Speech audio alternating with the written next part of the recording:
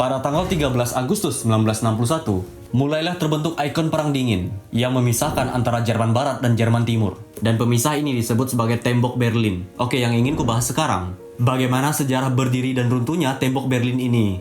Tujuan dibangunnya Tembok Berlin untuk mencegah adanya fasis yang masuk dari Jerman Barat ke Jerman Timur. Dan hal tersebut diyakini mampu merusak tatanan Jerman Timur yang berlandasan pada sosialis dan komunis. Padahal tujuan utamanya untuk mencegah terjadinya perpindahan massal dari Jerman Timur ke Jerman Barat. Karena semakin banyak orang pindah ke Jerman Barat, maka otomatis Jerman Timur pun kekurangan tenaga kerja. Oke, dan mungkin kalian bertanya, mengapa ini bisa terjadi? Dan kalau begitu, mari kita kembali pada tahun 1939 sampai 1945. Pada jangka waktu tersebut, sedang terjadi Perang Dunia Kedua, di mana dalam perang ini terbagi menjadi dua kubu, yaitu kubu poros dan kubu sekutu. Nazi Jerman yang dipimpin oleh diktator ternama, yaitu Adolf Hitler, melakukan penyerangan ke Polandia pada tanggal 1 September 1939. Akibat penyerangan yang dilakukan oleh Jerman, pihak Prancis dan Inggris yang memiliki perjanjian dengan Polandia juga menyatakan perang kepada Jerman, yaitu pada tanggal 3 September 1939. Tapi sayangnya, Prancis gagal menaklukkan Jerman. Prancis pun akhirnya menyerah kepada Jerman pada tanggal 22 Juni 1940. Sedangkan Inggris meminta bantuan kepada Presiden Amerika Serikat untuk mengalahkan Jerman. Di sisi lain, Jerman juga mendapatkan bantuan dari Jepang dan Italia. Nazi Jerman pun terus melakukan invasi dari satu negara ke negara yang lain. Sampai pada akhirnya, 25 April 1945, tentara Uni Soviet pun mengepung kota Berlin. Dan 5 hari kemudian, Hitler dinyatakan bunuh diri. Dan mungkin sekarang kalian bertanya, apa hubungan kekalahan Jerman dengan Tembok Berlin? Oke, jadi ceritanya begini. Sekutu yang berhasil menduduki Jerman membagi daerah jajahannya menjadi 4 zona. Masing-masing zona diduduki oleh Amerika Serikat, kemudian Prancis, Inggris, dan Uni Soviet. Sebagaimana yang disepakati dalam konferensi Potsdam pada Juli 1945. Uni Soviet pun mengambil alih kekuasaan di wilayah Jerman Timur. Sedangkan kubu sekutu mengambil kekuasaan di wilayah Jerman Barat. Sayangnya hubungan yang tercipta antara Uni Soviet dan kubu sekutu lainnya tidak berjalan begitu harmonis. Dan akibat hal itu, hubungan kerjasamanya justru berubah menjadi agresif. Suasana kompetitif pun kian terjadi antara Uni Soviet dan kubu sekutu lainnya. Tepat pada Juni 1948, Uni Soviet pun melakukan blokade Berlin, di mana blokade tersebut dilakukan di semua jalur kereta api, hingga komunikasi yang terjadi di antara Jerman Barat dan Jerman Timur.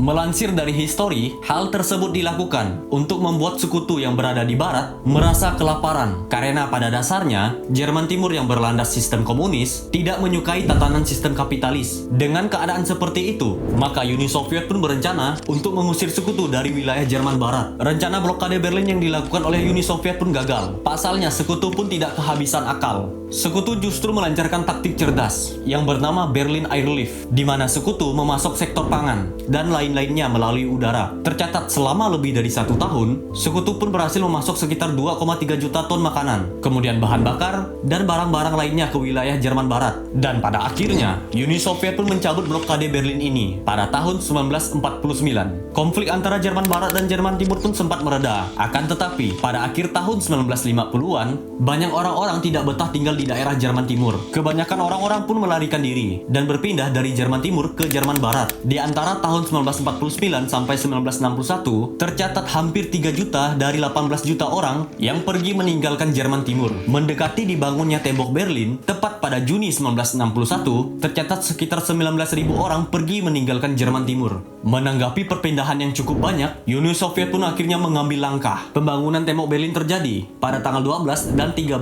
Agustus 1961 di pertengahan malam. Pekerja konstruksi dan tentara mulai membangun Tembok Berlin. Di saat semua masyarakat sedang terlelap, mereka pun mulai menggali lubang untuk memasang tiang beton dan memasang kawat berduri di sepanjang perbatasan antara Jerman Timur dan Jerman Barat. Bahkan tidak hanya itu saja, para kru yang bertugas juga memotong kabel telepon yang menghubungkan antara Jerman Barat dan Jerman Timur, serta mereka juga menutup akses jalur kereta api. Dan pada pagi harinya, para warga pun terkejut dengan adanya tembok pembatas. Dengan adanya tembok tersebut, aktivitas warga Jerman, khususnya yang berada di Berlin, sangat terbatas. Akses jalan yang menuju Jerman Barat pun ditutup begitu saja karena dengan adanya Tembok Berlin. Total panjang Tembok Berlin pun mencapai 96 mil atau sekitar 155 km. Dalam pembangunannya, Tembok Berlin mengalami transformasi. Pada awalnya Tembok Berlin hanya berupa kawat berduri dengan tinggi 4 meter dan panjangnya mencapai 155 km. Percobaan yang dilakukan orang-orang pun mulai bermacam-macam. Ada yang keluar dari jendela yang berdekatan dengan tembok, ada juga yang memanjat melewati perbatasan. Tercatat setidaknya ada 140 orang tewas karena percobaan melintasi tembok tersebut. Dan sekarang, apa penyebab runtuhnya tembok Berlin? Dan bagaimana kisahnya? Secara singkat, keruntuhan tembok Berlin juga terjadi secara tiba-tiba. Sebelum tembok Berlin tersebut runtuh, ada beberapa tanda yang dialami oleh Uni Soviet. Pada tahun 1980, Uni Soviet pun mengalami masalah perekonomian. Selain itu, pembangkit listrik yang berada di Ukraina meledak pada tahun 1986, dan hal tersebut menjadi salah satu faktor kemunduran yang dialami oleh komunis. Akan tetapi, pemimpin komunis yang berada di Jerman Timur bersikeras bahwa mereka hanya perlu melakukan sedikit perubahan. Namun fakta berkata lain. Komunis-komunis yang tersebar di daerah Polandia juga mulai terlihat goyah pada tahun 1988 dan 1989. Di Jerman Timur sendiri terjadi protes besar-besaran kepada pemerintah dan sekitar 70.000 orang turun ke jalanan yang terjadi pada 9 Oktober 1989. Hal tersebut berkaitan dengan munculnya desakan yang diberikan oleh Jerman Barat untuk merealisasikan pemilu bebas. Memasuki tanggal 30 Oktober, orang-orang yang protes dan mendukung adanya demokrasi di Jerman Timur. Desakan demi desakan yang dilancarkan oleh warga pun mulai terjadi, dan hal ini membuat pemerintah Jerman Timur mengundurkan diri. Tepat pada tanggal 9 November 1989, pejabat pemerintahan Jerman Timur, yaitu Gander Schabowski, mengumumkan bahwa relokasi permanen dapat dilakukan melalui semua pos pemeriksaan antara Jerman Timur ke Jerman Barat. Kebijakan membuka tembok terjadi pada pemerintahan Gander. Setelah pengumuman tersebut, warga pun merasa bingung. Saat warga mendekati perbatasan, penjaga tembok pun membiarkan orang-orang berlalu lalang.